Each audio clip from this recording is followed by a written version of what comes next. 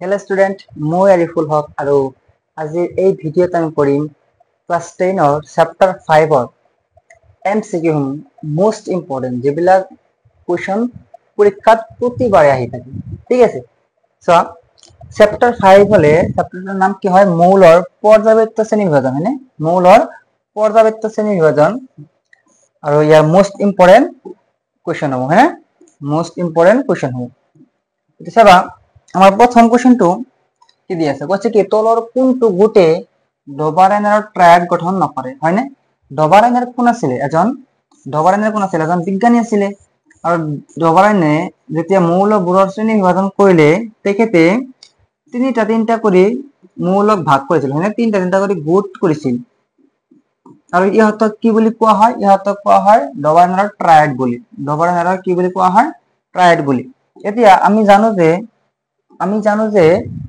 ডবাৰাইনাৰে মুঠ 9টা মৌল বা 3টা ট্ৰায়াড হে চিনাক্ত কৰিব পাৰিছিল তাৰে ভিতৰত কোনটো নহয় যে sodium lithium sodium potassium calcium strontium আৰু barium chlorine bromine iodine sodium phosphorus আৰু আৰ্ছেনিক কোনটো নহয় ছয় আমি পাইছো নহয় কিতাবত পাইছো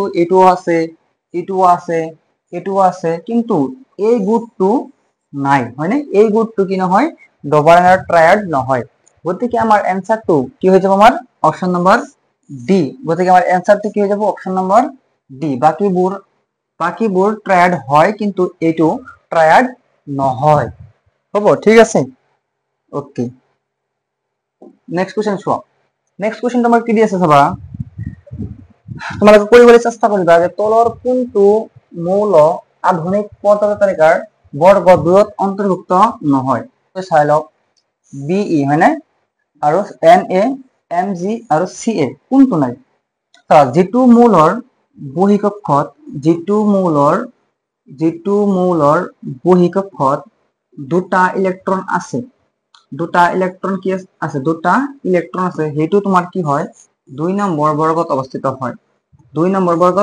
হয় গতিকে এই গোটেই কেইটাৰ আমি ইলেক্ট্ৰনীয় বিন্যাস চাম ইলেক্ট্ৰনীয় বিন্যাসত লাস্ট কক্ষত বহিঃকক্ষত যদি দুটা ইলেক্ট্ৰন নাই তেনেহলে আমি তাক কি বুলি কম সেইটো 2 নম্বৰ বৰ্গত নাই বুলি কম হ'ব এতিয়া আমি চোৱা ইয়াৰ ইলেক্ট্ৰনীয় বিন্যাসটো আমি লিখো বি এৰ ইলেক্ট্ৰনীয় বিন্যাস কি হয়ে যাব 3 নম্বৰ মৌল হয় হাইড্ৰোজেন হিলিয়াম লিথিয়াম বেৰিলিয়াম হয়নে hydrogen helium lithium beryllium 4 number মৌল হয়নে 2 হ'ব সোডিয়াম কি নম্বৰ মৌল হয় 11 নম্বৰ মৌল হয় তাহলে 2 8 10 আৰু 1 তাৰ পিছত তোমাৰ কি আছে ম্যাগনেসিয়াম হয়নে Mg কি নম্বৰ হয় 12 নম্বৰ মৌল হয় তাহলে 2 8 10 আৰু 2 12 আৰু ক্যালসিয়াম কি নম্বৰ মৌল হয় ক্যালসিয়াম হয় 20 নম্বৰ মৌল তাহলে 2 8 10 আৰু 8 18 আৰু 2 20 হয় ইয়াৰ 2 কিন্তু ইয়াৰ বহিঃকক্ষত Na মানে সোডিয়ামৰ বহিঃকক্ষত কেইটা মৌল আছে সোডিয়ামৰ বহিঃকক্ষত কেইটা ইলেক্ট্ৰন আছে এটা ইলেক্ট্ৰন আছে গতিকে আমাৰ ফাইনাল আনসাৰটো কি হ'ব লাগে সোডিয়াম হ'ব লাগে যে সোডিয়ামৰ বহিঃকক্ষত এটা ইলেক্ট্ৰন আছে মানে কি যে সোডিয়াম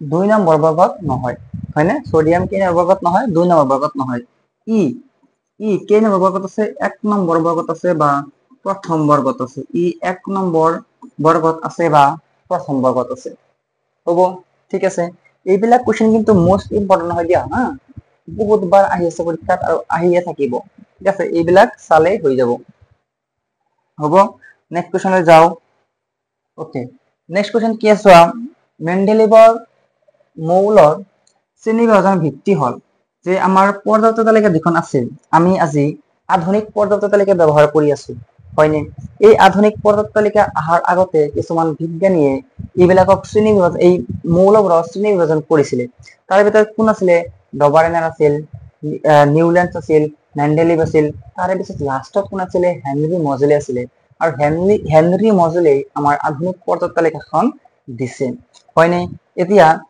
আমাৰ আধুনিক পৰ্যাপ্ত তালিকাৰ নিয়ম বা কি নিয়ম ভাবে কেতু গঠন কৰিছে মৌলৰ পাৰমাণৱিক সংখ্যাৰ ভিত্তিত সাজিছে হয়নে? কিন্তু কিন্তু মেণ্ডেলিভ বিজ্ঞানীৰ সময়ত পাৰমাণৱিক সংখ্যা নহয়, কি কৰিছিলে? পাৰমাণৱিক ভৰৰ ভিত্তিত সজাইছিলে। তেওঁৰ যিখন তালিকা আছিলে সেইখন কিহৰ ভিত্তিত সজাইছিলে? পাৰমাণৱিক ভৰৰ ভিত্তিত সজাইছিলে।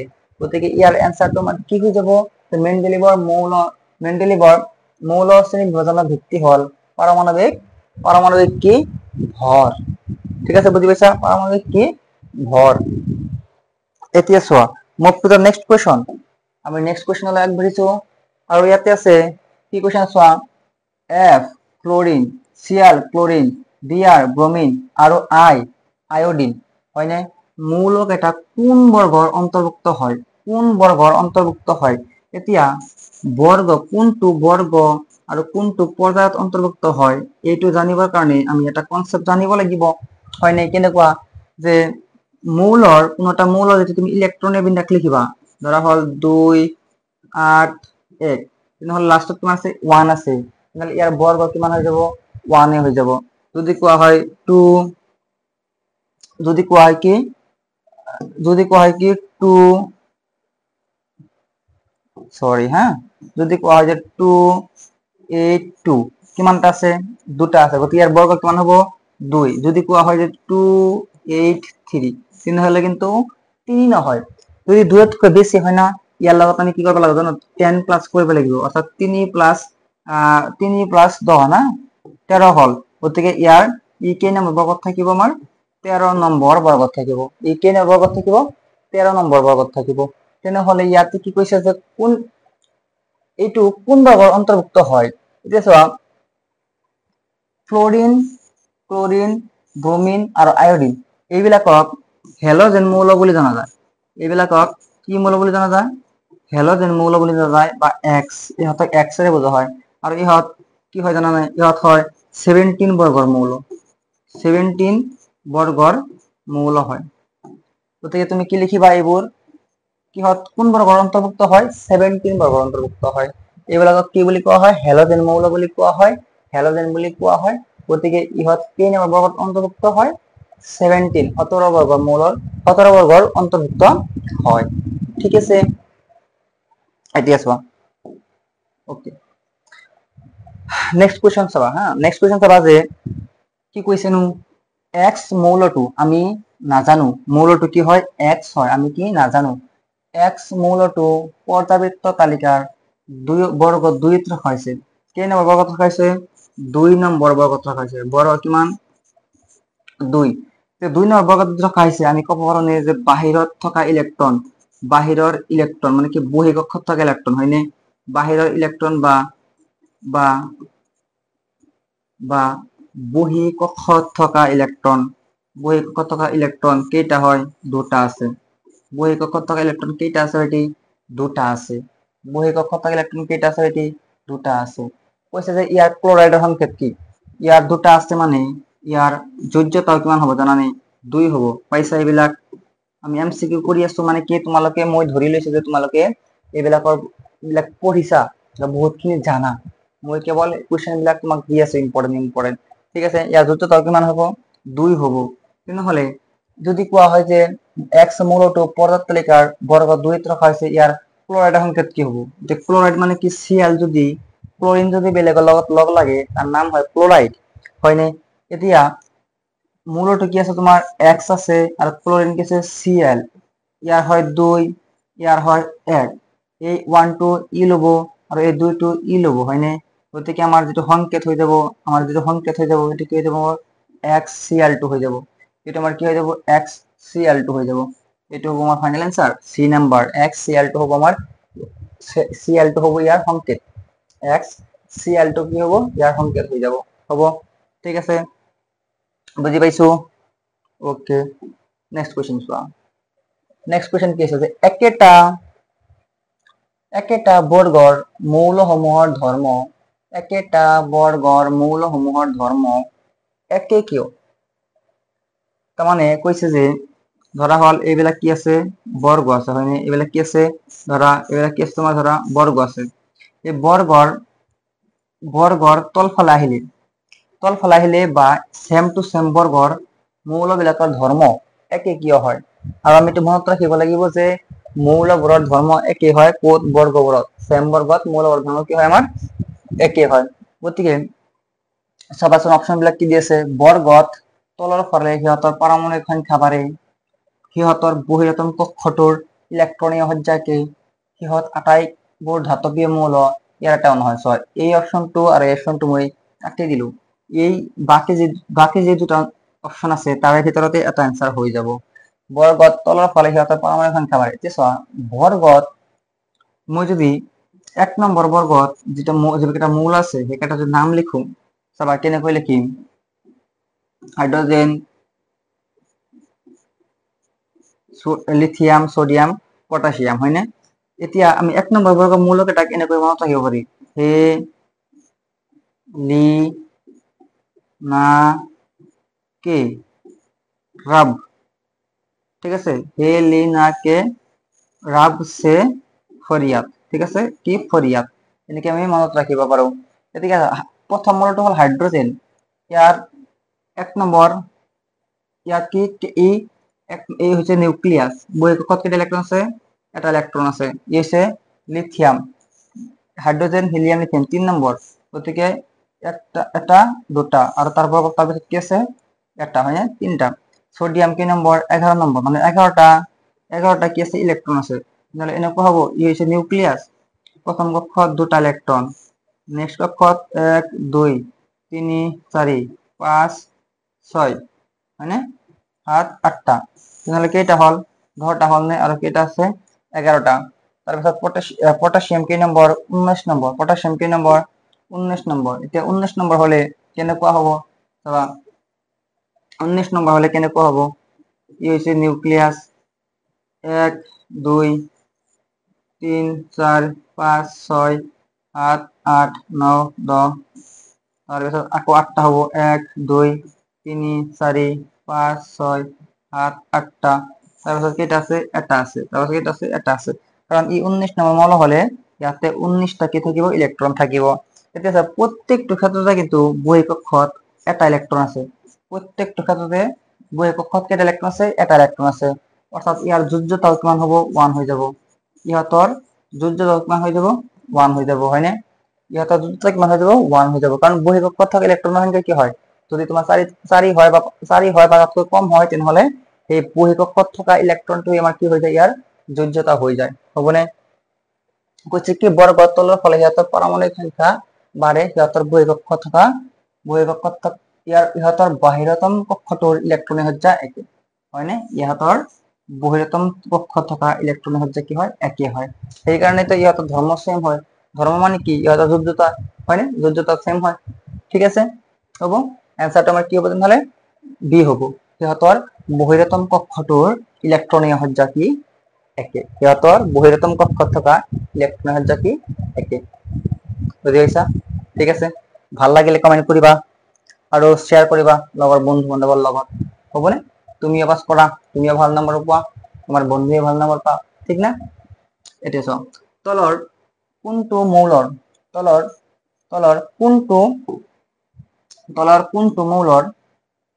কোনটো মৌলৰ ইলেক্ট্ৰনীয় বিন্যাস 284 ঠিক আছে 284 ইলেক্ট্ৰনীয় বিন্যাস হ'ব লাগে 284 ইলেক্ট্ৰনীয় বিন্যাস হলে কেইটা ইলেক্ট্ৰন আছে 2 8 10 14টা ইলেক্ট্ৰন আছে 14টা কি আছে ইলেক্ট্ৰন আছে তেনেহলে 14টা ইলেক্ট্ৰন যদি আছে ই 14 নম্বৰ মৌল অৰ্থাৎ পাৰমাণবিক সংখ্যা কিমান 14 পাৰমাণবিক সংখ্যা কিমান 14 ইয়াতে কোনটো পাৰমাণবিক সংখ্যা কি আছে 14 আছে সিলিকন কাৰ্বন সোডিয়াম অক্সিজেন কাৰ্বনৰ কি হয় কাৰ্বনৰ কিমান হয় কাৰ্বন কিমান হয় hydrogen helium lithium beryllium boron carbon হয় না 6 নম্বৰ সোডিয়াম হয় 11 নম্বৰ অক্সিজেন হয় 8 নম্বৰ হয় না তেনেহলে ইয়াতে 284 সিলিকন কেই নম্বৰ হ'ব তেনেহলে 14 নম্বৰ হ'ব সিলিকন কেই নম্বৰ হ'ব 14 নম্বৰ সোডিয়াম ম্যাগনেসিয়াম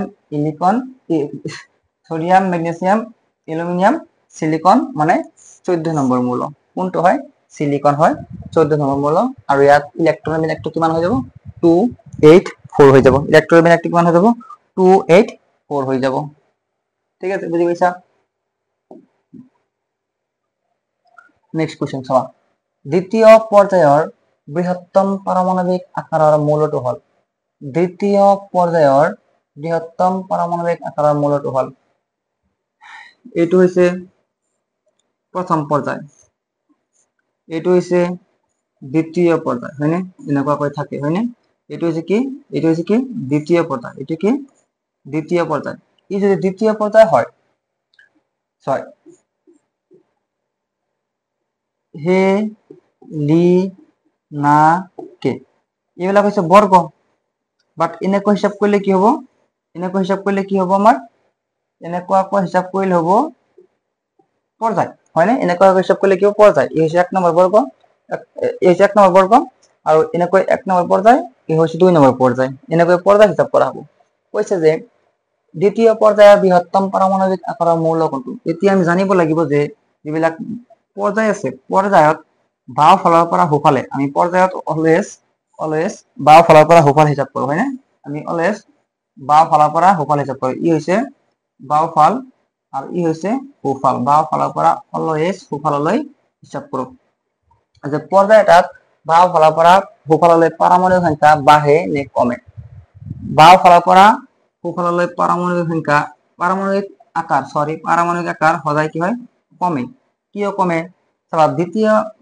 মই যদি এটা এক্সাম্পল লওঁ এটা তোমাৰ পৰ্যায়ৰ এটা এক্সাম্পল লওঁ সাপোজ মই এনেকৈ চাবা সোডিয়াম মেগনেছিয়াম এলুমিনিয়াম ঠিক আছে এনেকৈ যদি আমি চাওঁ ইফালে তোমাৰ কি আছে পৰ্যায় আছে না এনেকৈ মই এটা এক্সাম্পল লৈছো সোডিয়াম মেগনেছিয়াম এলুমিনিয়াম এটা এক্সাম্পল লৈছো দে এই যেটো সোডিয়াম আছে নহয় এই সোডিয়ামৰ ইলেক্ট্ৰন মিলা হল 11 ইয়াৰ হল 12 ইয়াৰ হল 13 এতিয়া চাবা মই যদি ইয়াৰ যেটো তোমাৰ গঠন আছে এই হৈছে নিউক্লিয়াস এটো ড্ৰ কৰো কক্ষপথ ড্ৰ কৰো এটো তোমাৰ হ'ব 1 নম্বৰ কক্ষপথ এটো হ'ব তোমাৰ 2 নম্বৰ কক্ষপথ আছে এতিয়া মই যদি ড্ৰ কৰো ইয়াতে থাকিব দুটা ইলেক্ট্ৰন 1 2 3 4 5 6 7 8 ইয়াতে থাকিব তোমাৰ কেইটা ইলেক্ট্ৰন 8টা ইলেক্ট্ৰন তাহলে 8 আৰু 2 10টা হল আৰু এইফালে কি আছে 11টা ইলেক্ট্ৰন এই যে নিউক্লিয়াস এটা ইলেক্ট্রন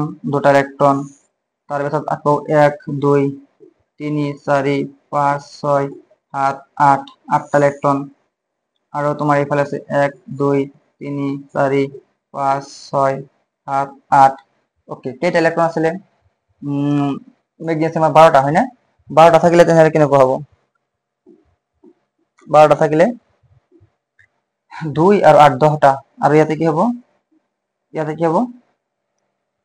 12টা হয় না 12টা হল আৰু ইয়াৰ 13টা ই হ'ব নিউক্লিয়াস 1 2 আৰু ইয়াতে হ'ব 1 2 3 4 5 6 7 8টা ইলেক্ট্ৰন আৰু ইয়াতে কেইটা থাকিব তেনেহলে 8টা ইলেক্ট্ৰন হয় না 8টা ইলেক্ট্ৰন আৰু 10টা ইলেক্ট্ৰন হল 1 2 3 এতিয়া চাবা এটা কক্ষপথ দুটা কক্ষপথ তিনটা কক্ষপথ এটা কক্ষপথ দুটা কক্ষপথ তিনটা কক্ষপথ এটা কক্ষপথ দুটা কক্ষপথ তিনটা কক্ষপথ গোটেই কেইটাতে কক্ষপথৰ সংখ্যা কিন্তু সেমই আছে এতিয়া কোৱা যে আকাৰ তেনেহলে সমানেই হ'ব কক্ষপথ যদি সেম আছে ইয়াৰে পৰা এইখিনি যে দূৰত্ব আছে ইয়াক কি বুলি কোৱা হয় ইয়াক কোৱা হয় পাৰমাণবিক ব্যাসাৰ্ধ আৰু গোটেইখিনি কি বুলি কোৱা হ'ব পাৰমাণবিক আকাৰ তেনেহলে তুমি কোৱা যে সেমই দেখোন আছে মানে পাৰমাণবিক আকাৰৰ কোনো চেঞ্জ নহয় কিন্তু একচুয়ালি পাৰমাণবিক আকাৰ কি চেঞ্জ হয় কেনেকৈ চেঞ্জ হয় লাহে লাহে কমে যায় এতিয়া চোৱা ইয়াতে যে নিউক্লিয়াস আমাৰ আছে ইয়াতে কি আছে আমাৰ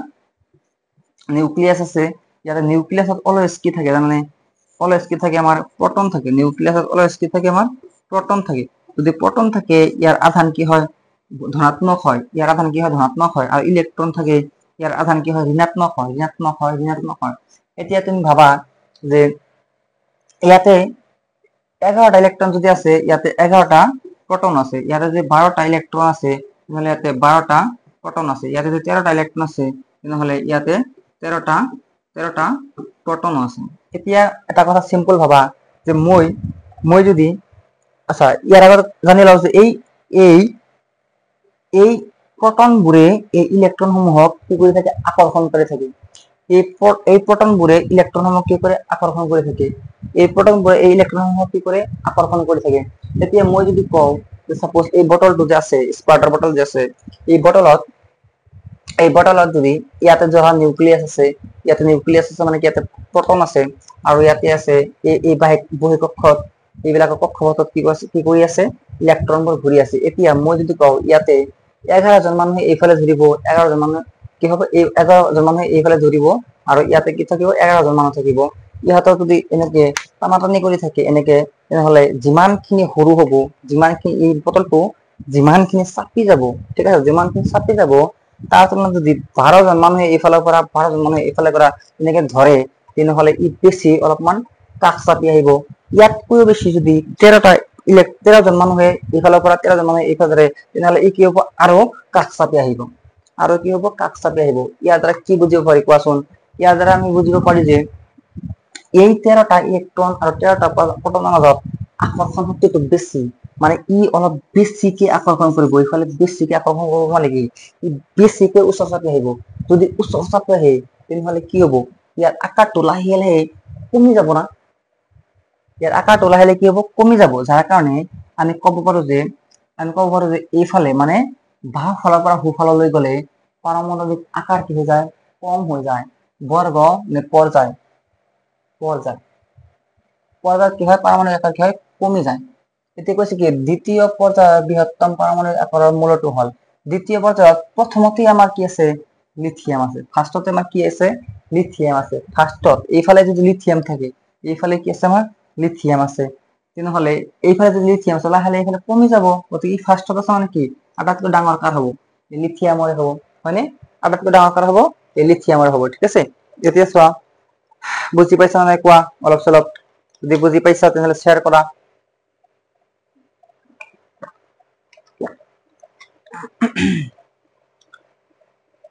নেক্সট কুৱেশ্যনটো চাবা, ভাই নেক্সট কুৱেশ্যনটো চাবা। তলৰ কোনটো জোৰৰ ৰাসায়নিক ধৰ্মৰ সাদৃশ্য আছে? এতিয়া চাওঁ তলৰ কোনটো কেইটামান জোৰ দিছে না, কেইটামান জোৰ দিছে যে ইহঁতৰ ৰাসায়নিক ধৰ্ম কাৰ একে। যাৰ বহিঃকক্ষত চেম টু চেম ইলেক্ট্ৰন আছে, হয়নে? যাৰ বহিঃকক্ষত চেম টু চেম ইলেক্ট্ৰন আছে, তেনেহ'লে ক'ব পাৰিম যে আমি এইকেইটাৰ ধৰ্মবিলাক কি আছে চেম আছে, আমি এনেকে ক'ব পাৰিম। এতিয়া আমি চেক কৰিব লাগিব ইহঁতৰ ইলেক্ট্ৰন বিন্যাসবিলাক চেক কৰিব লাগিব। চাওঁ কেনেকুৱা হয়। লিথিয়াম আৰু মেগনেছিয়াম, লিথিয়াম আৰু কি মেগনেছিয়াম, ইয়াতে আছে লিথিয়াম, ইয়াতে আছে কি মেগনেছিয়াম, ইয়াতে আছে কি নাইট্ৰজেন, আছে সালফাৰ, হয়নে? এতিয়া চোৱা lithium, hydrogen, helium, lithium 3 number 2 আৰু 1 ইয়াৰ ইলেক্ট্ৰন বিন্যাস। মেগনেছিয়াম কিবা 12 নম্বৰ 2 8 10 আৰু কি 2, কি হ'ব 12টা ইলেক্ট্ৰন না, 12 নম্বৰ মৌল। ইয়াৰ বহিঃকক্ষত এটা ইলেক্ট্ৰন, ইয়াৰ বহিঃকক্ষত দুটা ইলেক্ট্ৰন। নাইট্ৰজেন আৰু কি এছ ফৰ কি সালফাৰ, নাইট্ৰজেন কেই নম্বৰ কোৱা 7 নম্বৰ নে? Hydrogen, helium, lithium, beryllium, boron, carbon, nitrogen 7 number, 7 number হলে 2 5 আৰু sulphur sodium, magnesium, aluminium, silicon, phosphorus, sulphur 16 number মৌল 2 8 10 আৰু 6। তাৰপিছত আছে মেগনেছিয়াম আৰু কেলছিয়াম, মেগনেছিয়াম হৈছে 12 নম্বৰ, কেলছিয়াম হৈছে 20 নম্বৰ। 12 নম্বৰ হলে 2 8 10 আৰু 2 12, 12 নম্বৰ মৌল মানে কি 12টা ইলেক্ট্ৰন আছে।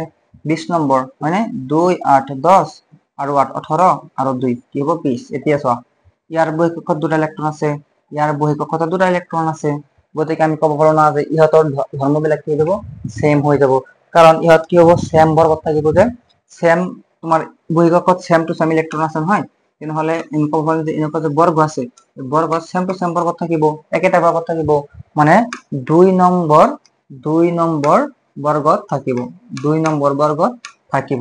2 নম্বৰ বৰ্গত থাকে, তেনেহ'লে আমি জানো যে বৰ্গত থকা সকলোবিলাক মৌলৰে ধৰ্মবোৰ কি হৈ যায় আমাৰ সেম হৈ যায়। গতিকে আমি কি ক'ব পাৰি এনসাৰটো হ'ব আমাৰ মেগনেছিয়াম আৰু কেলছিয়াম। এনসাৰটো আমাৰ কি হ'ব মেগনেছিয়াম আৰু কেলছিয়াম। আমি ইয়াত চেকে নকৰো কাৰণ অলৰেডি এনসাৰটো পাই গৈছো। হ'বনে? ওকে, নেক্সট চোৱা অত্যাধিক ক্ষাৰকীয় অক্সাইডবিধ হ'ল। অত্যাধিক ক্ষাৰকীয় অক্সাইডবিধ হ'ল মনত ৰাখিবা সোডিয়াম অক্সাইড। এইটো হ'ল সোডিয়াম, এইটো হ'ল অক্সিজেন। অক্সিজেন যদি বেলেগৰ লগত লগ লাগে তাৰ নাম হয় অক্সাইড। তেনেহ'লে ইয়াৰ হয় 1 ইয়াৰ হয় 2, এই 2 কি হব সোডিয়ামে ল'ব, এই 1 কি হব অক্সিজেনে ল'ব, অর্থাৎ Na2 সোডিয়াম অক্সাইড কি হব আমার অত্যাধিক ক্ষারকীয় অক্সাইড। এটা মনে রাখতে হবে, অত্যাধিক ক্ষারকীয় অক্সাইড কোন হয় সোডিয়াম অক্সাইড হয়। ঠিক হবো। নেক্সট ওকে ওকে ওকে বর্গত তললয় কক্ষরেখা বেস হয়, কম হয়, বেশি হয়, একে হয়, নাকি হয়, কম হয়, বেশি হয়, একে হয়, এটাও নয়, কোনটা হবে অ্যান্সার? বর্গত তললয় কক্ষরেখা, বর্গত তললয় কক্ষরেখা এইফালে এটা হচ্ছে বর্গ, এনেকৈ বর্গত কেনেকৈ হিসাব করা হয় ওপৰৰ পৰা তললৈ, এটা অলপ কনসেপচুয়াল দেই, তললৈ হয় না, এটা হিসাব করা হয়। এতিয়া মই যদি হিসাব কৰো ওপৰৰ পৰা তললৈ, এটা বৰ্গ মই ললো 1 নম্বৰ বর্গ,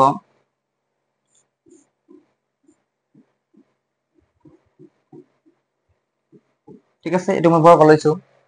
হাইড্রোজেন, লিথিয়াম, সোডিয়াম, পটাশিয়াম কিতাবত চাবা দি আছে হে লি না কে, এটা ট্রিক হয় হে লি না কে, ঠিক আছে, হে লি না কে ট্রিক হয়। এতিয়া চাও হাইড্রোজেন যেটা আছে 1 নম্বর মৌল হয়, লিথিয়াম কেন আছে হাইড্রোজেন, হিলিয়াম, লিথিয়াম 3 নম্বর, ই 11 নম্বর, আর যেটা আমার পটাশিয়াম আছে, যেটা আমার কে আছে, এটা কি নম্বর হয় 19 নম্বর হয়, হয় না 19 নম্বর হয়। ইয়ার ইলেকট্রোম্যাগনেট তো 1 হবো, ইয়ার ইলেকট্রোম্যাগনেট কিমান হবো 2,1, ইয়ার ইলেকট্রোম্যাগনেট কিমান হবো 281, ইয়ার কিমান হবো 2 8 10 আৰু 8 18 আৰু 1 2881 হয়। আচ্ছা বর্গত তললৈ কক্ষরেখা হয়, ইয়াতে এটা মানে কি এটা কক্ষ হবো, দুটা কক্ষ হবো, 1 2 3টা কক্ষ হবো, 1 2 3 4 4টা কক্ষ হবো, হয় না? গতিকে আমি কি কম যে বর্গত তললৈ কক্ষরেখা কি হয় বেশি হয়, মানে বাড়ি যায়, ঠিক আছে না, বাড়ি যায়। এখন চিত্র ড্র করে থাকবো পারা, ইয়াতে নিউক্লিয়াস থাকে, বহিঃকক্ষত এটা ইলেকট্রন, ইয়াতে নিউক্লিয়াস থাকে, ইয়াতে বহিঃকক্ষত দুটা ইলেকট্রন আর এটা ইলেকট্রন, ইয়াতে নিউক্লিয়াস থাকে 1 2, ইয়াতে 8টা, ইয়াতে এটা, ইয়াতে হবো নিউক্লিয়াস, ইয়াতে দুটা, ইয়াতে 8টা, ইয়াতে একটা, ইয়াতে এটা। লাহে লাহে লাহে লাহে কি হয়েছে কক্ষপথ সংখ্যা বাড়ি গেছে, লাহে লাহে কি হয়েছে কক্ষপথ সংখ্যা বাড়ি গেছে, হয় না? আমি কি কম কক্ষপথ সংখ্যা বাড়ি যায় হবো, ঠিক আছে। কি হয় এইবিলাক কুৱেশ্যন ইম্পৰ্টেণ্ট হয় দেই, এইবিলাক কুৱেশ্যন কি হয় ইম্পৰ্টেণ্ট হয়, হ'ব। Okay okay okay okay okay next question যে এটা পৰ্যায়ত বাওঁ ফালৰ পৰা সোঁফাললৈ পাৰমাণৱিক আকাৰ কি হয়, পাৰমাণৱিক আকাৰ কি হয় কমি যায়। তেনেকৈ গম পালো অলপ আগতে কৈছো, হয় নে যে পাৰমাণৱিক আকাৰ কমি যায় বুলি, কেনেকৈ কৈছো আমি চোৱা, এইটো হয় নে, এইটো হয় নে, লাহে লাহে কি হৈ যায় আকৰ্ষণ কৰি থাকে, যে আকৰ্ষণ কৰি থাকিলে সিহঁতৰ কি হৈ যাব লাহে লাহে চাপি আহিব বস্তুটো, ঠিক আছে না।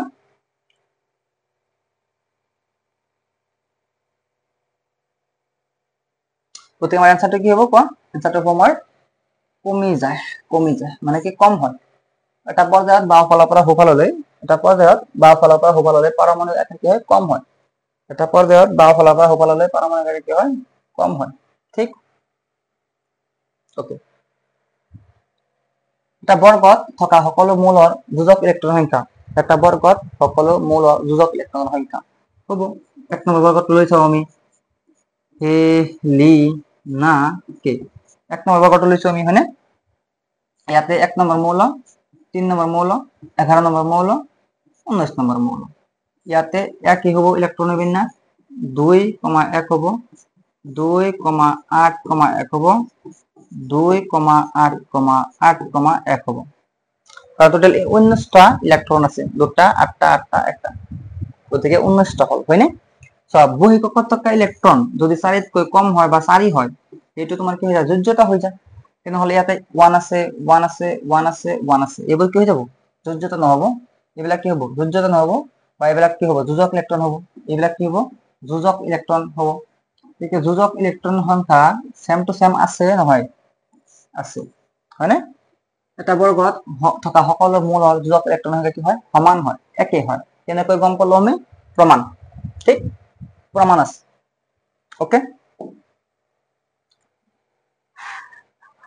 এটা পৰ্যায়ত বাওঁ ফালৰ পৰা সোঁফাললৈ ধাতৱীয় গুণ, এটা পৰ্যায়ত বাওঁ ফালৰ পৰা সোঁফাললৈ কি ধাতৱীয় গুণ কি হয়? এটা পৰ্যায়ত বাওঁ ফালৰ পৰা সোঁফাললৈ ধাতৱীয় গুণ কি হয়? এতিয়া চোৱা, ধাতৱীয় গুণ মানে কি? ধাতৱীয় গুণ মানে কি? চাবা, ধাতৱীয় গুণ মানে কি, যে ধাতুৱে সদায় ইলেক্ট্ৰন এটা এৰি দিয়ে। হয়, ইলেক্ট্ৰন, ধাতুৱে কি কৰে? ইলেক্ট্ৰন এৰি দিয়ে। ধাতুৱে ইলেক্ট্ৰন কি কৰে ভাই? এৰি দিয়ে। ধাতুৱে ইলেক্ট্ৰন কি কৰে? এৰি দিয়ে।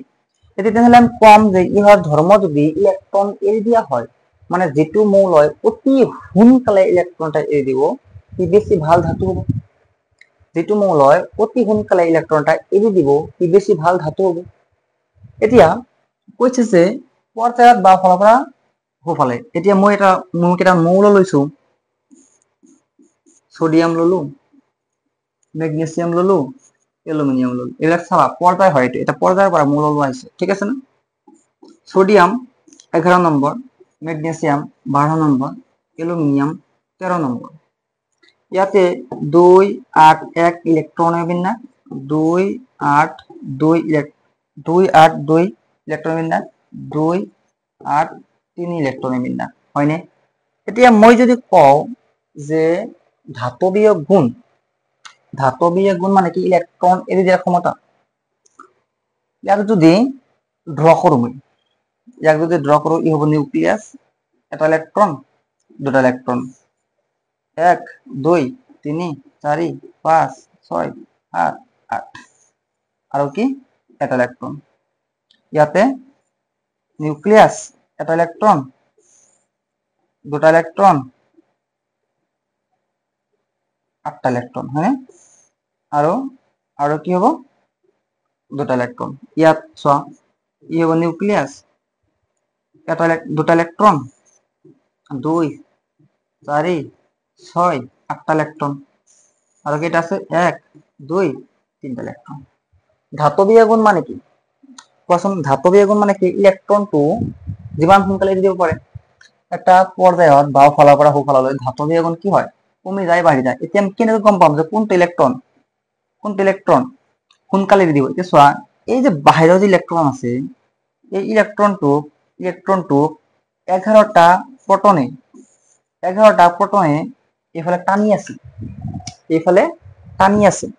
আৰু এতিয়া ই হ'ব তোমাৰ, ইয়াতে 12টা প্ৰটনে টানি আছে, ইয়াতে 13টা প্ৰটনে কি আছে? টানি আছে। হয়নে? কাৰণ 13টা ইলেক্ট্ৰন আছে মানে কি? 13টা প্ৰটন আছে। এতিয়া চোৱা, এটা বস্তু যদি এনেকে 13টা ইলেক্ট্ৰনক 13টা প্ৰটনে এনেকে ধৰি থাকে, 13জন মানুহ তাতে আছে না, আৰু 11জন মানুহ যদি 11জন মানুহ ধৰি থাকে, কোনটো বেছি মজবুত হ'ব? ই বেছি মজবুত হ'ব। হয়নে? 13জন মানুহ আছে, ই বেছি মজবুত হ'ব। ইয়াৰ পৰা ইলেক্ট্ৰন এটা লওঁতে বেছি কষ্ট হ'ব। গতিকে আমি ক'ব পাৰিম যে ই ইলেক্ট্ৰনটো এৰি দিয়াৰ প্ৰৱণতা কম। মানে কি? ইলেক্ট্ৰনটোক এৰি দিব, অতি সোনকালে নিদিয়ে, অলপ দেৰি হ'ব, অলপ কষ্ট হ'ব। কিন্তু ই অলপ বেছি সোনকালে দিব। মানে কি? এইফালে গ'লে ধাতৱীয় গুণ মানে ইলেক্ট্ৰন এৰি দিয়াৰ প্ৰৱণতা কমি গৈ আছে, অৰ্থাৎ ইলেক্ট্ৰনটো এৰি দিয়াৰ প্ৰৱণতা কমি গৈছে। মানে কি? যে ইলেক্ট্ৰনটো আমি অতি সহজে এৰাব নোৱাৰো, মানে অতি সহজে এৰি নিদিয়ে। আৰু ই যদি অতি সহজে এৰি নিদিয়ে, তেনেহ'লে ই ভাল ধাতু হ'ব নোৱাৰে। তেনেহ'লে আমি কম যে এইফালে ধাতৱীয় গুণ কি হয়? কমি যায়।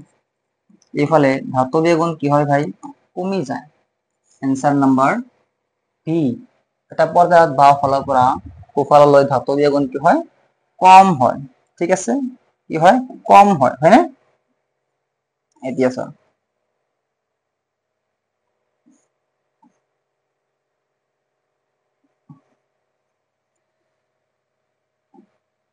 ওকে চোৱা, তো এইকেইটা কিন্তু আমাৰ বহুত বেছি ইম্পৰ্টেণ্ট কুৱেশ্যন আছিল।